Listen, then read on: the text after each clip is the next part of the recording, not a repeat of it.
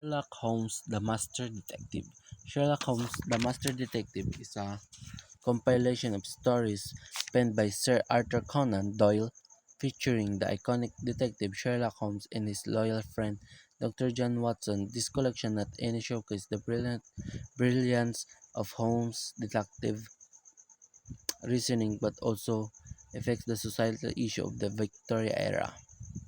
This analysis argued that work not only cements Holmes as an archetype of detective fiction but also offers a profound commentary on the human condition, making it a timeless piece of literature.